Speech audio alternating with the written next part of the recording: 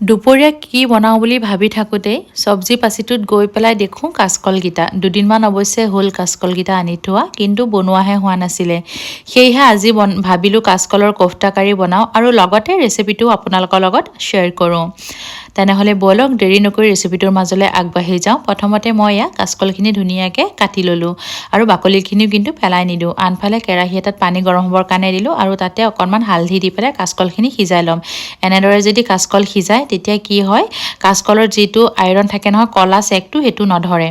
আৰু আনফালে মই আলু কেইটামানো বইল কৰিবলৈ বহাই দিলোঁ আৰু বাকী যি য'ত যোগাৰ লাগে গোটেইখিনি মই এইফালে কৰি ল'লোঁ। আৰু এয়া চাওকচোন কাচকলখিনি ধুনীয়াকৈ কিন্তু সিজি গ'ল আৰু লগতে আলুকেইটাও সিজিলে। আৰু সেইফালে ডেনিচাই বাচনখিনি জেগাত ৰাখি আছে, কাৰণ ধুই পেলাই তেনেকৈয়ে থৈ দিয়া হৈ আছিলে। তাইক ক'লোঁ কি তুমি ধুনীয়াকৈ ৰাখি দিয়া জেগাই জেগাই বাচনখিনি, আৰু তাইও তেনেদৰে ধুনীয়াকৈ ৰাখি দিলে। নহ'লে কি কয় জানেনে, টিভি মোবাইল চাই থাকিব, সেয়েহে কামত লগাই দিছোঁ ৰ'ব। আৰু ইয়াত দুটা ডাঙৰ চাইজৰ বিলাহী মই এফালে পিচি ল'লোঁ আৰু এতিয়া আলু আৰু কাচকলখিনি ধুনীয়াকৈ সানি ল'লোঁ। আৰু তাতে মই এড কৰিলোঁ জোখ অনুসাৰে নিমখ, জিৰা গুড়ি, ধনিয়া গুড়ি, অকণমান গৰম মছলা গুড়ি আৰু লগতে দিছোঁ জলকীয়া গুড়ি আৰু দিছোঁ অকণমান আজৱাইন, পিঁয়াজ আৰু ধনিয়া পাত। এইখিনি দি আকৌ এবাৰ মই ভালদৰে গোটেইখিনি হাতেৰে ধুনীয়াকৈ সানি ল'লোঁ। এতিয়া মই ইয়াতে দিছোঁ 1 চামুচ বেচন আৰু আধা চামুচ চাউলৰ গুড়ি আৰু লগতে দিছোঁ অকণমান বাটাৰ। বাটাৰখিনি দিলে কি হয়, ভিতৰৰ ফালৰ পৰা একদম কোমল হয়, বাহিৰৰ ফালৰ পৰা একদম ক্ৰিস্পি হয়, খাবলৈ বৰ ধুনীয়া হয়। কিন্তু মানে চাউলৰ গুড়াও দিয়া হৈছেতো, সেয়েহে অকণমান বাটাৰ দি দিলোঁ। এদিন এনেদৰে বাটাৰ দি খাই চাবচোন, খাবলৈ বৰ ধুনীয়া হয়। আৰু কেৰাহীটোত মই তেল গৰম হ'বৰ কাৰণে বহাই দিলোঁ। এতিয়া কোফতাখিনি ধুনীয়াকৈ মই ভাজি ল'ম আৰু কোফতা সদায় কিন্তু গৰম তেলত ভাজিব, তেতিয়া খুব ধুনীয়া হয়। ঠাণ্ডা তেলত দিলে ভাঙি যাব আৰু মানে তেল বহুত খাই দিব।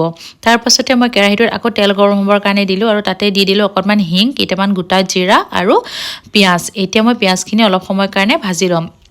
পিঁয়াজখিনি ভাজা হোৱাৰ পাছতে তাতে দিলোঁ পিচি লোৱা বিলাহীখিনি আৰু লগতে দি দিলোঁ জোখ অনুসাৰে নিমখ, হালধি গুড়ি, ধনিয়া গুড়ি, জিৰা গুড়ি, জলকীয়া গুড়ি। এইখিনি দি মই এতিয়া ভালদৰে মছলাখিনি অলপমান সময়ৰ কাৰণে ভাজি ল'ম। আৰু যেন মই নহৰু আদাৰ পেষ্ট দিবলৈকে পাহৰিছিলোঁ, সেয়েহে নহৰু আদাৰ পেষ্ট দি দিলোঁ। দি পেলাই এতিয়া মছলাখিনি মই ভালদৰে ভাজি ল'ম। যেতিয়ালৈকে মছলাৰ পৰা তেলটো বিৰিঙি ওলাই নাহে তেতিয়ালৈকে মছলাখিনি ভাজিব।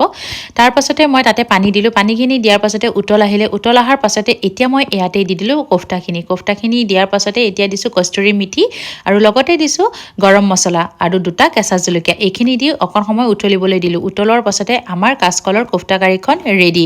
আৰু কি ধুনীয়া এটা কালাৰ আহিছে চাওকচোন। এনেদৰে এবাৰ বনাই খাবলৈ নাপাহৰিব, খাবলৈ কিন্তু বৰ সোৱাদৰ। আৰু এয়া কাচকলৰ বাকলিখিনি, কয় কিনা হাঁহৰ বোলে ঠোঁটলৈকে মঙহ, সেয়েহে কিন্তু বাকলিখিনিও পেলাই নিদিওঁ। বাকলিখিনি ভালদৰে বইল কৰি লৈ তাতে এটা কেৰাহীত মিঠাতেল দি নহৰু, আদা, কেঁচা জলকীয়া, পিঁয়াজ দি ভাজি ল'লোঁ। এতিয়া তাতে মই পিনাট বাদাম দি পেলাই ধুনীয়াকৈ চাটনিখন পিচি ল'লোঁ। এয়া চাওক, চাটনিও ৰেডি, খাবলৈ বৰ সোৱাদৰ হয়। আজি মোৰ ৰেচিপি ভিডিঅ'টো আপোনালোকৰ কেনেকুৱা লাগিলে? যদিহে ভাল লাগিলে তেনে লাইক, কমেণ্ট, শ্বেয়াৰ আৰু লগতে মোৰ চেনেলটো ছাবস্ক্ৰাইব কৰি দিব।